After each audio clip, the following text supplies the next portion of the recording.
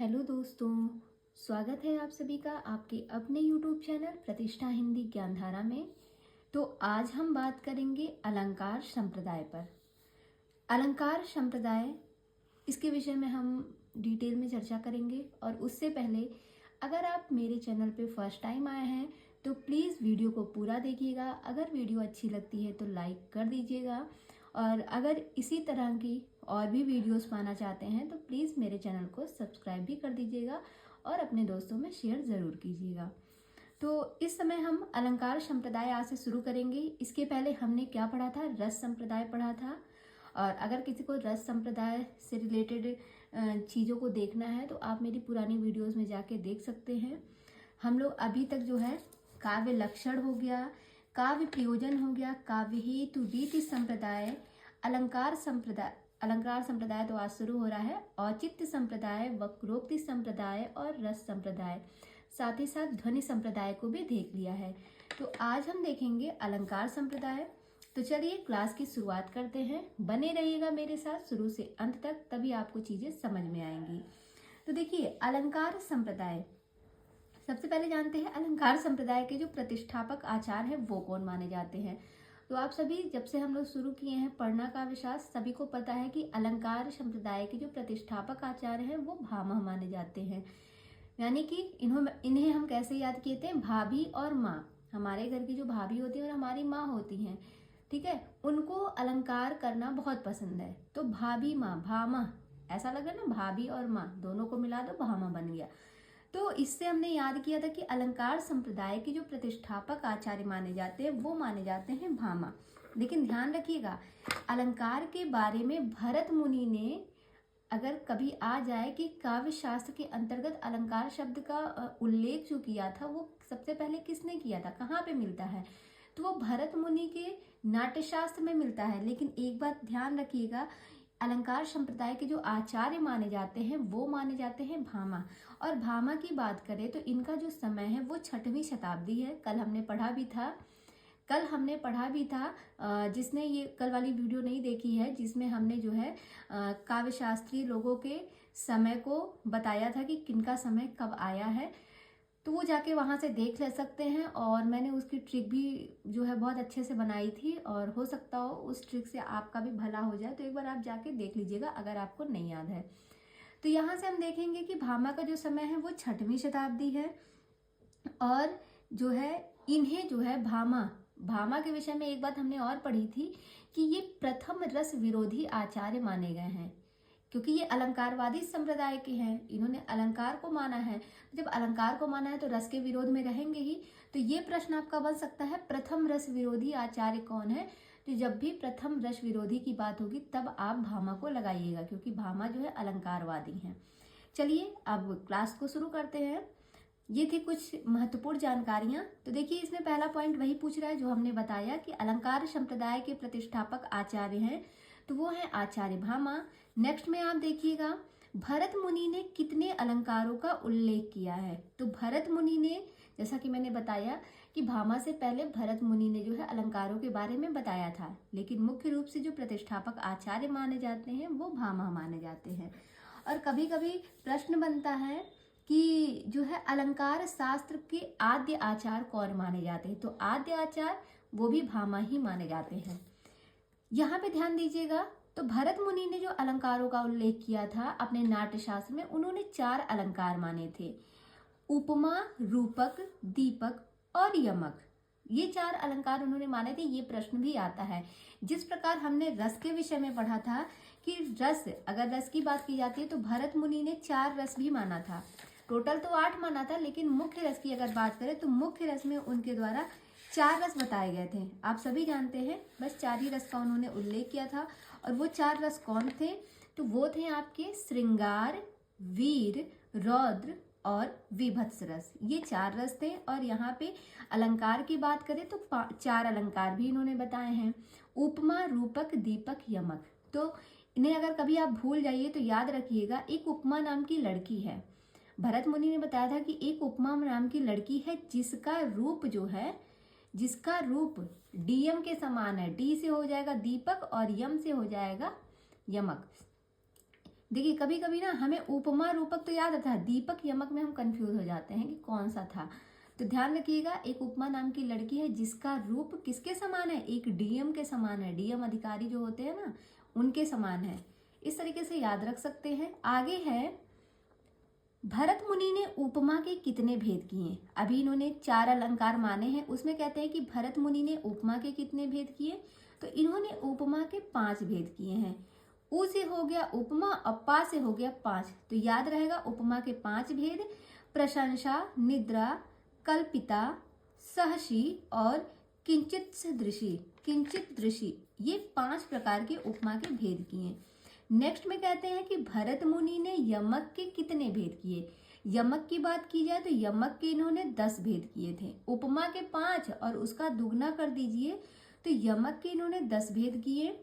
पादांत, पादांत यमक, कांची यमक, समुद्गयम यमक, विक्रांत यमक, चक्रवाल यमक, संदष्ट यमक, पदाति यमक, आमेदित यमक और चतुर्विंशति यमक। ये 10 यमक के भेद किए थे भरत मुनि ने। आगे कहते हैं, किस आचार्य ने काव्य शोभा करान धर्मान प्रचक्षते कहकर काव्य के शोभा काव्य धर्म को अलंकार कहा है। ये किसने कहा है, तो ये कहा है आचार्य दंडी ने। ये बहुत ही महत्वपूर्ण प्रश्न है, ध्यान रखिएगा कि वो कौन से आचार्य हैं जिन्होंने काव्य शोभा करान धर्मान पक्षते कहकर काव्य के शोभा काव्य धर्म को अलंकार कहा है। तो ये कहा है आचार्य दंडी ने। आगे हम देखते हैं, तो अगला जो पॉइंट है वो है आपके सामने कि काव्यालंकार नामक ग्रंथ का प्रणयन किसने किया। तो काव्यालंकार ग्रंथ किसका है, भामा का है, हम पहले भी पढ़ चुके हैं। काव्यालंकार ग्रंथ और भी किसी का है, और किसका है, रुद्रट का है। काव्यालंकार जो है एक तो भामा का है और एक रुद्रट का ग्रंथ है। आगे है, भामा ने कितने अलंकारों का वर्णन किया। अब देखिए अलंकारों की संख्या आपको ध्यान रखनी है। जैसे हमने पढ़ा कि भरत मुनि ने 4 अलंकार माने हैं, और रस की बात की जाए तो उन्होंने 8 रस माने थे और मुख्य रस 4 माने थे। वह अब यहाँ पे हम देखते हैं कि जो अलंकार संप्रदाय के आचार्य हैं भामा, उन्होंने कितने अलंकार माने। तो उन्होंने टोटल 38 अलंकार माने हैं, और 38 अलंकार में 2 शब्दालंकार माने हैं, जैसे अनुप्रास और यमक, इन दोनों को शब्दालंकार के अंतर्गत रखा। बाकी के जो 36 अलंकार है वो अर्थालंकार के अंतर्गत आते हैं। ये है भामा के अनुसार। आगे कहते हैं कि भामा ने अलंकार का मूल किसे माना है। तो इसको हमने पढ़ लिया है पहले ही, जिसे वो अलंकार का प्राण कहते हैं वही है अलंकार का मूल। तो कौन सा अलंकार है, वक्रोक्ति अलंकार है। भामा जो है वक्रोक्ति अलंकार को अलंकार का मूल मानते हैं। आगे है, आचार्य दंडी ने कितने अलंकारों का वर्णन किया। तो देखिए भामा ने 38 अलंकार माने थे, ठीक है, और दंडी ने क्या किया, दंडी ने 1 अलंकार उनसे बढ़ा लिया। दंडी ने कहा नहीं, मैं तुम्हें दंड देता हूँ, तुम 38 मानते हो तो मैं तुम्हें दंड देता हूँ, मैं तुमसे ज्यादा 1 अलंकार कर लूंगा। वो 1 अलंकार बढ़ा लेते हैं, कहते हैं अब मेरा सब लोग देखेंगे तुम्हारा नहीं। तो उनके हिसाब से 39 अलंकार हो गए। और 39 अलंकार को इन्होंने कैसे डिवाइड किया, इन्होंने जो है 4 शब्दालंकार रखे। एक तो अनुप्रास यमक जो कि भामा ने माने थे वही वाले हैं, 2 अलग से लाए, एक हो गया चित्र और दूसरा हो गया प्रहेलिका। ये 4 शब्दालंकार दंडी के अनुसार, और 35 जो हैं वो अर्थालंकार के अंतर्गत रखें। प्रश्न यहाँ से बन सकता है, 36 अलंकार अर्थालंकार के अंतर्गत भामा ने रखे थे और 35 अर्थालंकार जो है वो दंडी ने रखे। आगे देखिएगा, अगला जो क्वेश्चन है वो है, पुनरुक्त वदाभास, छेकानुप्रास, लाटानुप्रास, काव्य हेतु, काव्य दृष्टांत और संकर नामक नवीन अलंकारों की उद्भावना किस आचार्य ने की। तो ये अलग अलग सभी अलंकार हैं, पुनरुक्त वदाभास, छेकानुप्रास, लाटानुप्रास, काव्य हेतु, काव्य दृष्टांत और संकर नामक जो नवीन अलंकार हैं, इसकी उद्भावना की थी आचार्य उद्भट ने। किसने की थी, आचार्य उद्भट ने की थी। आगे है, अलंकारों का सर्वप्रथम 6 वर्गों में वर्गीकरण किसने किया था। तो 6 वर्गों में वर्गीकरण किसने किया था, ये आप ध्यान रखिएगा, ये किया था आचार्य उद्भट ने। आगे हम देखते हैं, अगला पॉइंट है हमारे सामने, आचार्य उद्भट ने कितने अलंकारों का वर्णन किया? तो अभी हमने दो लोगों का वर्गीकरण पढ़े, एक तो हमने तीन लोगों का पढ़ा, एक हमने पढ़ा भरत मुनि का जिन्होंने 4 किया था। जो भामा है उन्होंने 38 किया था। दंडी ने उनसे एक बढ़ा लिया तो उन्होंने 39 किया। और अब आते हैं उद्भट को देखते हैं। तो उद्भट ने अलंकारों का जो वर्णन किया था वो 41 अलंकारों का वर्णन किया था। आगे है वामन ने कितने अलंकारों का विवेचन किया? तो वामन ने 32 अलंकार माने। अच्छा, इन्हें हम कैसे याद रखेंगे? इनको आप याद रख सकते हैं क्योंकि जब बहुत ज्यादा अलंकार हो जाते हैं तो आप कंफ्यूज हो जाते हैं। वामन, वामन को हम हमेशा वाव से कनेक्ट करते हैं। तो कहते हैं कि जैसे कोई व्यक्ति है और उसको कोई काम धाम करने ना आता हो, हमेशा जब देखो तब वो अपनी बत्तीसी दिखाता रहता है। और कह दो कि ये काम कर दो तो हमेशा जब देखो तब वो बत्तीसी दिखा रहा है, तो लोग कहते हैं ना इसको तो और कुछ आता नहीं, बस बत्तीसी दिखाता है, कुछ होने वाला तो है नहीं। तो हम उन्हीं से कनेक्ट करते हैं कि वामन, वामन को हम बना देते हैं वाव और 32 से बनाते हैं बत्तीसी, मतलब वही 32 दांत दिखाना, हमेशा हंसते रहना। तो किसी ने कहा, क्या कहा कि वाव यार, इसने तो बत्तीसी दिखा दिखाकर सारे काम कर दिए। क्या कर दिए? सारे, सभी, मतलब इस तरीके से कह सकते हैं कि वाव यार, इसने तो बत्तीसी दिखा दिखाकर सारे अलंकार कर दिए। क्या कर दिए? सभी का अलंकार कर दिया। जितने लोग बैठे थे ये हुआ था कि आप इनका अलंकार कर दीजिए, तो सबको लगा ये कर तो पाएंगे नहीं, लेकिन उन्होंने क्या कर दिया? उन्होंने बत्तीसी दिखा दिखाकर, हंस हंस कर जो है सभी का अलंकार कर दिया। तो उनकी तारीफ हो रही थी कि वाह यार, इसने तो बत्तीसी दिखा दिखाकर सारे अलंकार कर दिए। याद हो जाएगा। आगे है व्याजोक्ति नामक नवीन अलंकार की उद्भावना किसने की? ये भी है आचार्य वामन। तो देखिए यहाँ पे लिखा व्याजोक्ति, यहाँ से जोक्ति को आप ज्योति बना लीजिए, ठीक है। तो ज्योति, जो ज्योति जलाई जाती है, जब ज्योति बहुत अच्छे से जलती है तो हम क्या कहते हैं? वाह यार, ज्योति कितनी अच्छी जल रही है, ये जो अलंकार की ज्योति है वो कितनी अच्छी जल रही है, बोलते हैं ना। तो व्याजोक्ति अलंकार की उद्भावना किसने की? वामन ने की। और यहाँ पे वा शब्द भी है तो आप इससे भी कनेक्ट कर सकते हैं, वा से व्याजोक्ति, वा से वामन।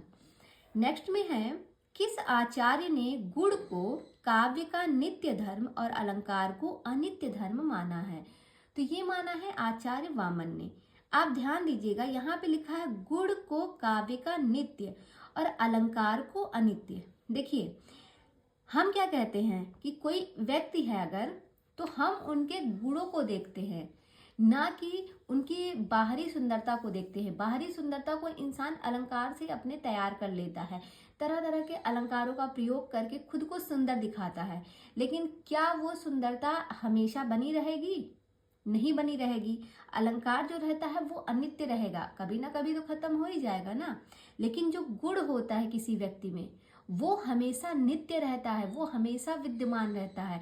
तभी तो कहते हैं व्यक्ति के आपको गुण को देखना चाहिए, उसकी सीरत को देखना चाहिए, उसकी सूरत नहीं, उसकी सीरत पे जाना चाहिए। तो कहते हैं कि वामन, वामन पे आप इनको बताइएगा, वामन को आप वाव से जोड़िएगा कि वाव यार, गुण तो नित्य रहता है लेकिन अलंकार नहीं, तुमने बहुत सही किया। वाव से हो जाएगा वामन कि तुमने बहुत सही बात बताया। क्या बताया? कि गुण जो है वो नित्य रहता है। सही बात है, किसी व्यक्ति में जो गुण होती है, जो उसकी आदत होती है, कह सकते हैं गुण में जो क्वालिटी होती है, उसकी अच्छाइयाँ, वो हमेशा रहेगी, वो बनावटी नहीं होती। लेकिन अलंकार, अलंकार जो होता है वो कुछ टाइम बाद खत्म भी हो जाएगा। नहीं, मान लिया पैसे नहीं है तो हम कैसे आभूषण वगैरह खरीद सकते हैं, कैसे कोई अलंकार कर सकते हैं? तो अलंकार समाप्त हो जाएगा। इस तरीके से आप इनको याद रख सकते हैं। आगे है, अगला पॉइंट है, वक्रोक्ति को अर्थालंकार में परिगणित कर किस आचार्य ने उसे सादृश्य में उत्पन्न होने वाली लक्षणा के रूप में परिभाषित किया? तो ये किया आचार्य वामन ने। इन्होंने जो है वक्रोक्ति को अर्थालंकार में परिगणित किया था।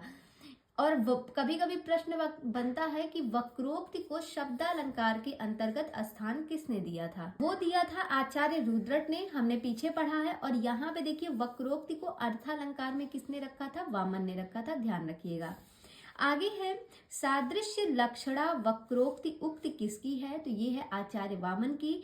हम कहते हैं कि वाह यार, ये वक्र कितना सादृश्य है, क्या कहते हैं कि वाह यार, वक्र कितना सादृश्य है। सादृश्य से हो जाएगा सादृश्य लक्षणा, और वक्र से हो जाएगा वक्रोक्ति, और वाव से हो जाएगा वामन। नेक्स्ट में है, किस आचार्य ने अर्थालंकारों के 4 वर्ग, देखिए अर्थालंकार की बात हो रही है, अर्थालंकार के 4 वर्ग वास्तव, औपम्य, अतिशय और श्लेष किया था। तो ये किया था आचार्य रुद्रट ने। महत्वपूर्ण पॉइंट है। आगे देखेंगे तो अगला कहता है कि किस आचार्य ने रसवत आदि अलंकारों को अमान्य ठहराकर भामा के समय से रस और भाव को अलंकार के भीतर स्थान देने की त्रुटिपूर्ण परंपरा का परिशोधन किया। तो ये किसने किया था? ये आचार्य रुद्रट ने किया था। इन्होंने अलंकारों को, इन्होंने रसवत आदि अलंकारों को अमान्य ठहराकर भामा के समय से रस और भाव को अलंकार के भीतर स्थान देने की त्रुटिपूर्ण परंपरा का परिशोधन किया था। किसने? रुद्रट ने। आगे हम देखेंगे कुंतक ने कितने अलंकारों का वर्णन किया। तो कुंतक ने जो है 20 अलंकार माने। इनका अगर समय पूछे तो इनका समय है 10वीं शताब्दी। कुंतक का जो समय है वो है 10वीं शताब्दी। देखिए जब हम कोई चीज तौलते हैं ना, कुंतल, जैसे कोई चीज आप तौल रहे हैं तराजू में, तो एक साइड आप बटखरा रखते हैं, दूसरे साइड आप सामान रखते हैं। तो जो बटखरा रखते हैं आप उधर 1 बना लीजिए, और जिधर सामान रहेगा, कौन सा सामान रहेगा अभी नहीं पता, तो वहां पे आप 0 कर दीजिए, तो याद हो जाएगा। कुंतक का समय कितना हो गया? 1 और 0 10 हो गया। और इन्होंने अलंकार कितने माने? अलंकार 20 माने। 10 का दुगना कर दीजिए, उतने इन्होंने 20 मान लिए अलंकार। आगे है, किस आचार्य, अभी दिखेगा आपको, किस आचार्य ने अलंकार के 3 वर्ग किए? बाह्य, आभ्यंतर और उभय, और इन्हें क्रमशः शब्दालंकार, अर्थालंकार तथा मिश्रा या उभयालंकार कहा, तथा प्रत्येक के 24-24 भेदों का निरूपण कर कुल 72 अलंकारों का वर्णन किया। तो ये किया आचार्य भोज ने। भोज ने जो है कितने अलंकारों का वर्णन किया था? तो 72 अलंकारों का। ध्यान रखिएगा, भोज पर ज्यादा लोग जाते हैं ना। भोज पर आप ऐसे भी कह सकते हैं, भोज पर जब हम जाते हैं तो बड़ा बेहतर बन के जाते हैं। बेहतर से याद रहेगा 72, या फिर ज्यादा लोग जाते हैं तो अलंकारों की संख्या ज्यादा है ना, 72। तो भोज पर ज्यादा लोग जाते हैं और बेहतर तरीके से जाते हैं, तो 72 अलंकार हो गया। आगे है, किस आचार्य ने प्रबंधालंकार की उद्भावना कर प्रबंध या नाटक को भी अलंकारों में परिगणित किया था? तो प्रबंधालंकार की उद्भावना की थी आचार्य भोज ने। देखिए भोज पर जाते हैं जब हम, तो उसमें क्या क्या खाना बनता है उसका तो प्रबंध पहले किया जाता है ना।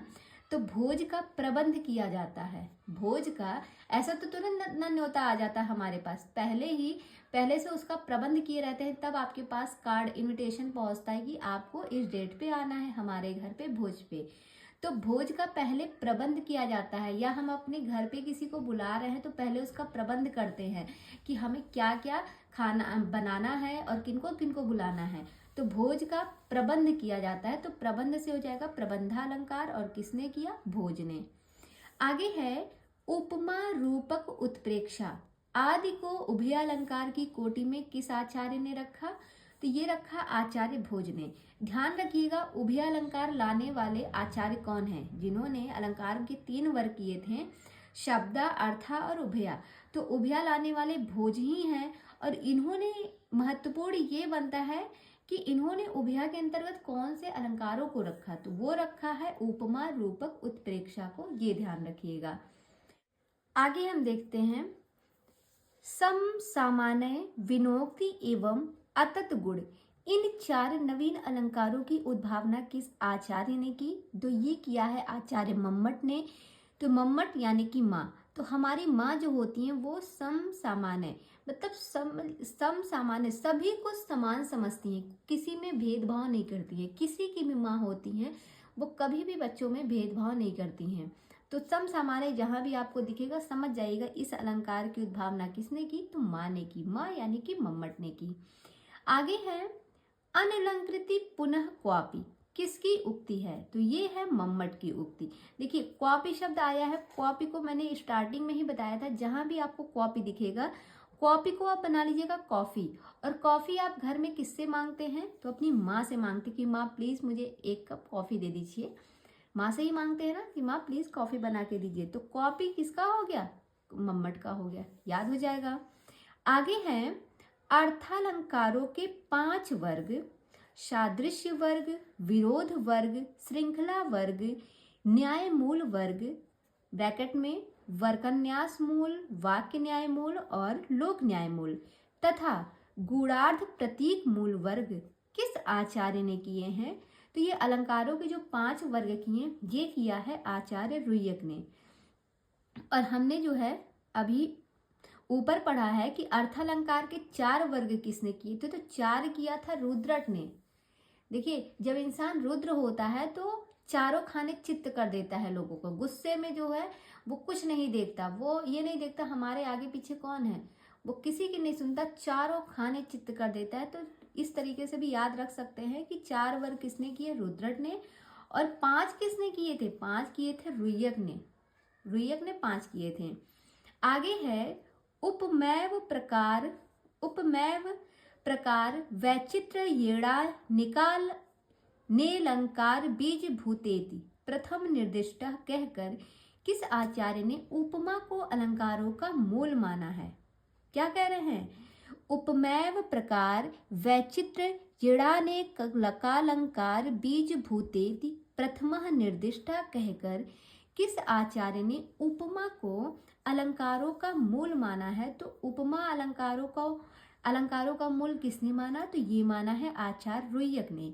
जिस प्रकार से वक्रोक्ति अलंकारों को अलंकारों का मूल माना है भामह ने, वैसे ही रुय्यक ने जो है उपमा अलंकारों को अलंकारों का मूल अलंकार माना है। किसने माना है? रुय्यक ने माना है, ध्यान रखिएगा। आगे हम पढ़ेंगे तो नेक्स्ट में है परिणाम, उल्लेख, विकल्प और विचित्र नामक 4 नवीन अलंकारों की उद्भावना किस आचार्य ने की? तो देखिए, रुय्यक ने बड़ा काम किया है। इन्होंने यहाँ पे देखिए क्या किया है, इन्होंने 4 नए अलंकार लाए। एक है परिणाम, दूसरा है उल्लेख, तीसरा है विकल्प और चौथा है विचित्र। देखिए, जब आपका परिणाम आता है तब आपका उल्लेख होता है। क्यों? क्योंकि और कोई विकल्प नहीं होता है और ये बड़ा ही विचित्र होता है। कैसे याद करेंगे? देखिए, जैसे मान लिया अभी आप एग्जाम की तैयारी कर रहे हैं। भाई जितने लोग मेरी वीडियोस देख रहे हैं, हर लोग परीक्षा की तैयारी की वजह से तो मेरी वीडियो देख रहे हैं ताकि उन्हें सफलता मिले। तो जब आप एग्जाम देंगे और एग्जाम में आप सफल हो जाइए, आपका परिणाम आ जाए, तो कभी कभी होता है ना, खुशी के आंसू झलकते हैं। तो परिणाम आया, तो परिणाम जब आएगा, परिणाम निकलेगा तो आपके नामों का उल्लेख होगा, हर तरफ आपकी चर्चा होगी कि फलाने ने इतना अंक प्राप्त किया। जब जिसका ज़्यादा अंक होता है वो तो पेपर में भी आ जाते हैं, तो उनका उल्लेख होता है। क्यों? क्योंकि और कोई विकल्प नहीं है। भाई अब क्या विकल्प रह जाएगा? तारीफ तो बनती है ना, इंसान ने इतना अच्छा नंबर लाया है, कोई विकल्प नहीं रह जाता। और ये बड़ा विचित्र लगता है। विचित्र मतलब एक आपने जो सोचा नहीं वो चीज हो गया, कितनी खुशी मिलेगी आपको। तो ये क्या, और कभी कभी खुशी में मतलब खुशी की क्या कह सकते हैं, खुशी में भी हमारे आंसू निकल जाते हैं। तो ये सब देख के बच्चा क्या होता है, वो रोने लगता है। व्यक्ति क्या होता है, रोने लगता है। वो उसकी खुशी के आंसू होते हैं, क्योंकि उसका परिणाम आया और परिणाम अच्छा आया तो उसका उल्लेख हुआ। क्यों? क्योंकि उसके पास कोई और विकल्प नहीं था। और ये सब देखकर उसे बड़ा विचित्र लगता है और उसके आंखों से आंसू आने लगते हैं, वो रोने लगता है। तो याद हो जाएगा, ये रुय्यक का है, रुय्यक ने माना है। आगे है अलंकार रत्नाकर नामक ग्रंथ के रचयिता कौन है? तो अलंकार एक रत्न है जो उसकी शोभा बढ़ाता है। ऐसे आप याद रखिएगा, अलंकार, हाँ अलंकार जो है क्या है, अलंकार रत्न है। अलंकार क्या है? अलंकार आप आभूषण से समझ लीजिए। आभूषण क्या है? एक रत्न है जो क्या करता है, जो लोगों की शोभा बढ़ाता है, सुंदरता बढ़ाता है, लोगों की शोभा बढ़ाता है, यानी कि शोभाकर मित्र की रचना है। आगे है किस आचार्य ने अपने ग्रंथ काव्यानुशासन पर स्वयं ही विवेक नाम टीका ग्रंथ की रचना की? तो वो थे हेमचंद्र। देखिए, हेमचंद्र का आप जानते हैं कि इनके ग्रंथ का नाम है काव्यानुशासन। यही एक ऐसे लेखक हैं, विद्वान हैं, जिन्होंने अपने ही ग्रंथ पर स्वयं ही टीका लिखी। पहले तो ग्रंथ लिखा, फिर उसी ग्रंथ पर खुद ही टीका लिखी। तो देखिए, और वो किस नाम से लिखी? विवेक नाम से। तो देखिए, इन्हें हम कैसे याद रखेंगे? अनुशासन। जो हमारे घर में अनुशासन लगाता है, जैसे हमारे घर के बड़े जो हैं, पापा हैं, तो पापा हमारे घर में कुछ अनुशासन लगाए रहते हैं कि ये चीज ऐसे नहीं, ऐसे होनी चाहिए। तो वो जो अनुशासन लगाते हैं वे स्वयं ही अपने विवेक से लगाते हैं ना, कि दूसरे के बुद्धि से, दूसरे के विवेक से नहीं लगाते हैं, स्वयं के ही विवेक से लगाते हैं। तो इस तरीके से आपको याद हो जाएगा कि स्वयं ही विवेक नाम का टीका ग्रंथ किसने लिखा? वो हेमचंद्र ने लिखा। आगे है, किस आचार्य ने अलंकार निरूपण की ऋजु एवं संक्षिप्त शैली का प्रवर्तन किया, जिसका अनुसरण रीतिकाल के अनेक कवियों ने किया था? जिसका अनुसरण किसने किया था? रीतिकाल के अनेक कवियों ने किया था। तो वो है जयदेव। आगे है, एकावली नामक ग्रंथ के रचयिता कौन है? तो एकावली जो ग्रंथ है वो है विद्याधर की। तो कहते हैं एकावली, हमको एक ही मिली, हमने उसी को धर लिया, एक ही विद्या को धर लिया, हमें दूसरी विद्या की जरूरत नहीं पड़ी। जैसे होता है ना, इंसान को ज्यादा मिलने वाला रहता है पर वो एक ही में संतुष्टि उसको मिल जाती है, हमें एक मिल गया, हम उसी में संतोष कर लेते हैं। तो विद्या, जैसे ही विद्या एक मिली, हमने उसी को धर लिया कि ये हमारे पास से अब छूटे ना, किसी और के पास ना जाए। तो विद्याधर, एक ही विद्या को हमने धर लिया, यानी कि विद्याधर की हो गई एकावली।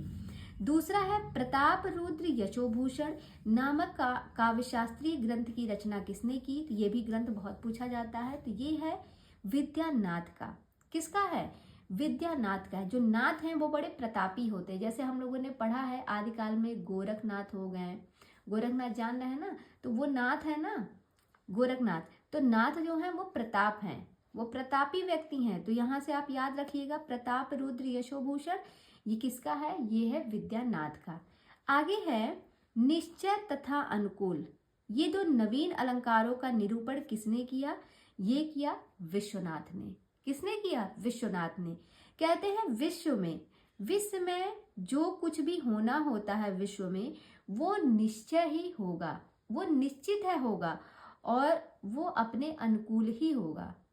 जैसा होना लिखा है वैसा होगा ही, निश्चय ही होगा, अनुकूल ही होगा। ये हमारे विश्व में जो भी होना होगा वो निश्चित है, होगा ही। तो निश्चय और अनुकूल, ये दो अलंकार किसने किए? विश्वनाथ ने किए। आगे हम देखेंगे, कहते हैं कुवलयानंद चित्रमीमांसा वृत्तिवार्तिक नामक काव्यशास्त्रीय ग्रंथों की रचना किस आचार्य ने की? तो ये किया है अप्पय दीक्षित। आपने ये पढ़ा है, कुवलयानंद अप्पय दीक्षित का ग्रंथ है। यहाँ पे है चित्रमीमांसा और वृत्तिवार्तिक, ये तीनों ग्रंथ किसके हैं? अप्पय दीक्षित के हैं। आगे है, किस आचार्य ने अप्पय दीक्षित के चित्रमीमांसा नामक ग्रंथ की आलोचना कर चित्रमीमांसा खंडन नामक स्वतंत्र पुस्तक की रचना की? तो ये किया पंडित राज जगन्नाथ ने। तो देखिए, चित्रमीमांसा, पहले आप जानिए चित्रमीमांसा है किसकी? तो ये है अप्पय दीक्षित की रचना, और इस पर जो है आलोचना करके उसका खंडन किया। तो खंडन किया यानी कि खंडन शब्द लाया, चित्रमीमांसा खंडन, ये आप ध्यान रखिएगा। तो ये किसने लाया? अच्छा, खंडन करने की पावर किसके पास होती है? इस जग के पास ही होती है ना, हर कोई तो नहीं कर सकता है। तो जग के जो नाथ हैं वही जो है चित्रमीमांसा का खंडन कर सकते हैं, बाकी कोई नहीं कर सकता। तो चित्रमीमांसा नामक ग्रंथ की आलोचना कर चित्रमीमांसा खंडन नामक एक स्वतंत्र पुस्तक किसने लिखा? तो वो लिखी पंडित राज जगन्नाथ ने।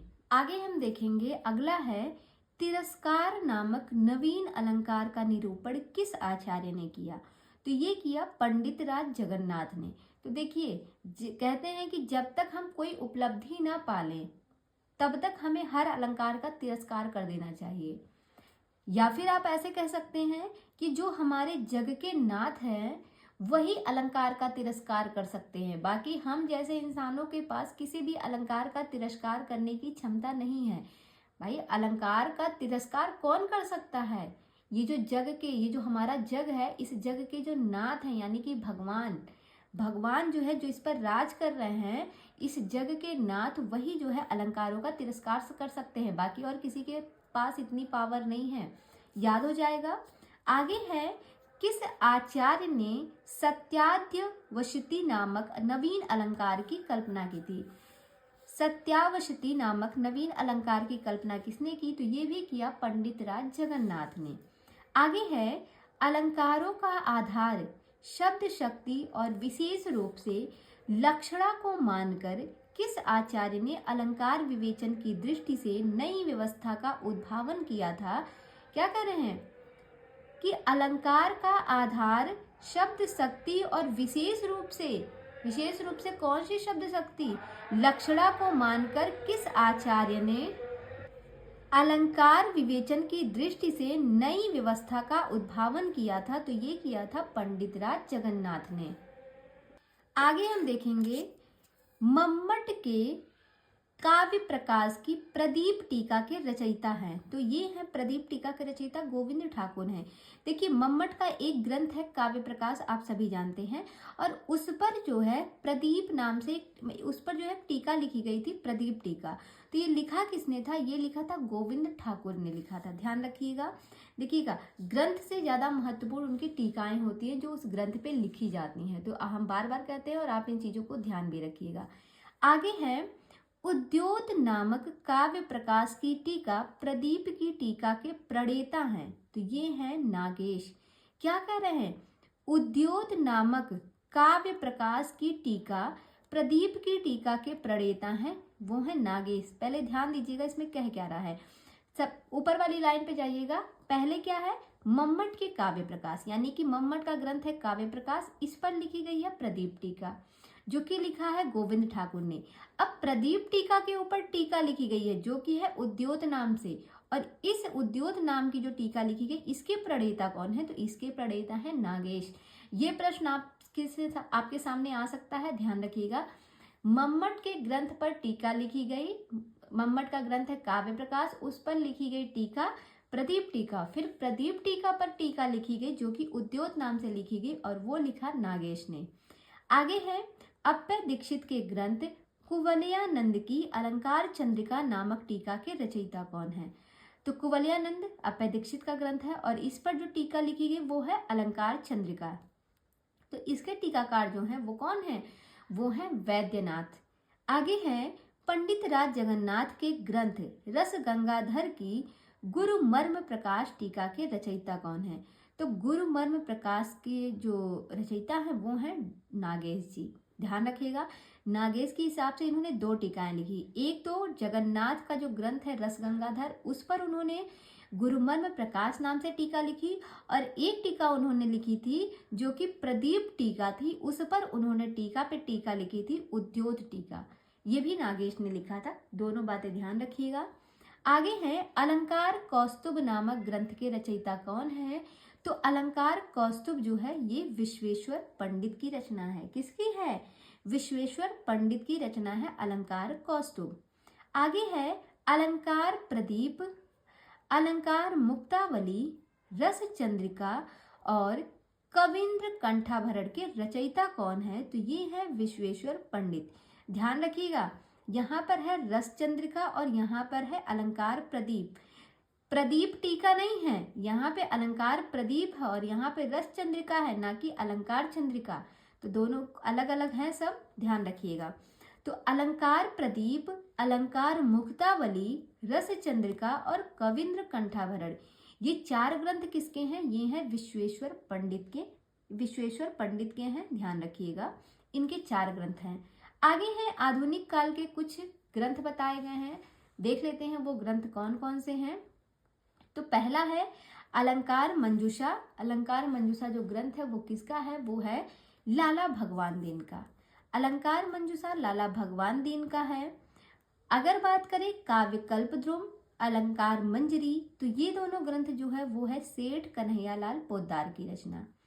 इनके दो ग्रंथ है, काव्य कल्पद्रुम बहुत पूछा जाता है और अलंकार मंजरी, ये है सेठ कन्हैयालाल पोद्दार की रचना। फिर बात करते हैं अलंकार पीयूष। तो अलंकार पीयूष जो है ये रसाल की रचना है। हाँ, रस को हम पीते हैं, ऐसे कर दीजिएगा, पीयूष है ना, तो पीयूष को बना लीजिएगा पीना। तो रस को हम क्या करते हैं? हम पीते हैं। तो अलंकार पीयूष किसकी हो गई? रसाल की हो गई। फिर है काव्यालोक, काव्य दर्पण, काव्य विमर्श, काव्य में अप्रस्तुत योजना। तो काव्यालोक काव्य दर्पण हमने पढ़ लिया था पहले ही, रामदहीन मिश्र की है, बट इनके दो और हैं, एक है काव्य विमर्श और काव्य में अप्रस्तुत योजना। ये भी किसकी है? तो ये भी रामदहीन मिश्र की ही है। तो यहाँ तक हमने देख लिया ये जो आधुनिक काल के कुछ ग्रंथ थे। इसके आगे की क्लास को हम कल देखेंगे। अभी भी अलंकार का एक टॉपिक और चलेगा, एक क्लास और आएगी, फिर इसके बाद ये खत्म होगा। तो इसके आगे हम कल देखते हैं। आप बताइएगा आपको वीडियो कैसी लगी है, चीज़ें समझ में आई हैं कि नहीं आई हैं। जैसा भी होगा आप कमेंट में अपने सुझाव हम तक ज़रूर पहुंचाइएगा। कल मिलते हैं इसके आगे के साथ, तब तक के लिए धन्यवाद।